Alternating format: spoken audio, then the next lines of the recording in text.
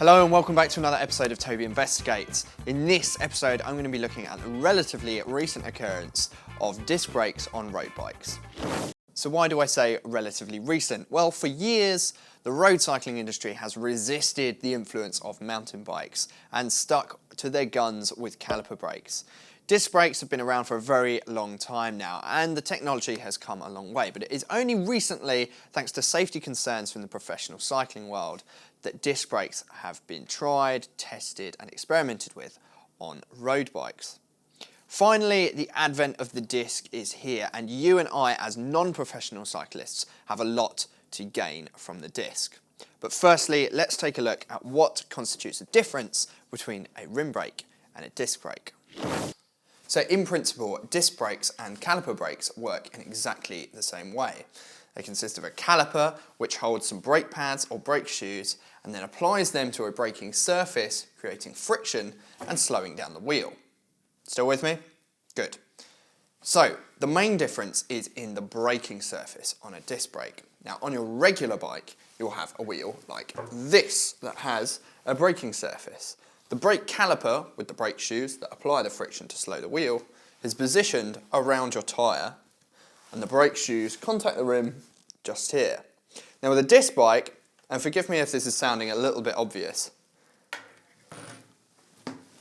you use a disc rotor. Now this is additional to your regular wheel, and you will need a specific wheel in order to be able to fit one. Also you'll need a specific bike with frame mounts that will allow you to fit disc brake calipers to your bike.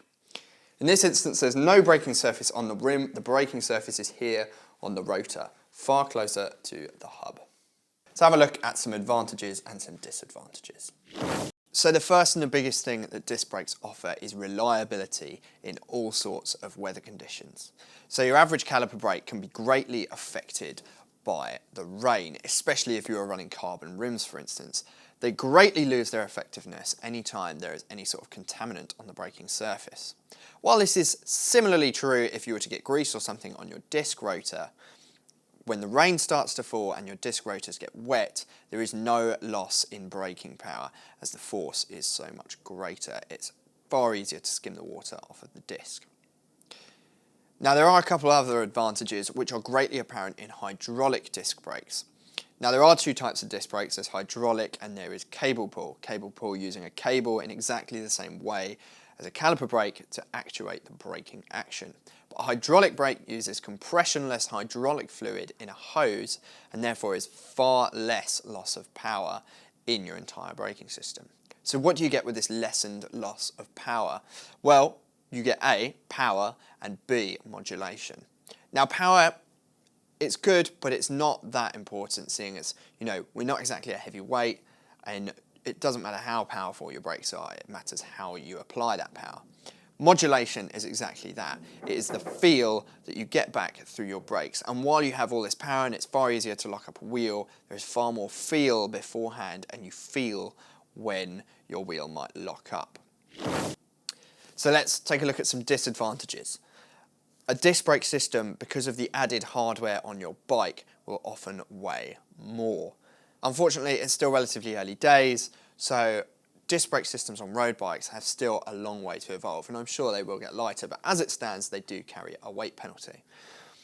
The other penalty is in aerodynamics. You lose out on aerodynamic performance, but for someone like myself, I'm hardly going fast enough to even reap the rewards of aerodynamics in the first place, so it's not too much of a loss.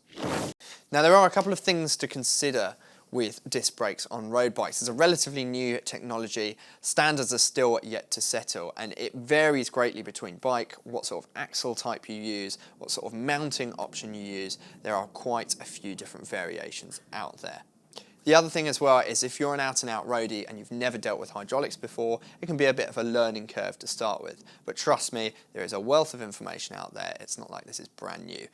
Mountain bikers have, after all, been using this for almost 20 years now. The other thing to think about if you are keeping your bike in the city or locking it up a lot, discs are quite fragile. If you bend a rotor, it can lead to your brake pads rubbing and slowing you down while you're just riding along. Not something you want. Another thing to consider as well is that nothing yet with racing is set in stone. So if you buy a disc brake, there is a chance that they could change the rules once again and you won't be able to race it. So if you're intending on racing, it's definitely worth thinking about what you're going to be racing and who with before purchasing your bike. So disc brakes on road bikes, a good thing or a bad thing? Well, if you're a professional cyclist where every watt counts, every gram counts, every tiny little bit of aerodynamic drag counts, then disc brakes may not be the thing for you. But if you're a regular cyclist, such as myself, the enhanced power, the enhanced modulation, the reliability in all weather conditions is a massive, massive benefit. Now, if you're a disc brake hater, I challenge you to get on a road bike with disc brakes. Find a way. We do free test rides. Come into one of our stores and try it out. I often find that a lot of people I've spoken to are a little bit hesitant about disc brakes, often change their mind once they've ridden them. However, if you are firmly stuck in your ways and you entirely disagree with everything I've just said, then please let your comments be known below this video and let me know what you think. Alternatively, if you're a disc brake lover, let us know what you think too. Thank you very much for watching. I hope this has been helpful and cleared up disc brakes on road bikes a bit for you. And until the next time, as always, enjoy the ride.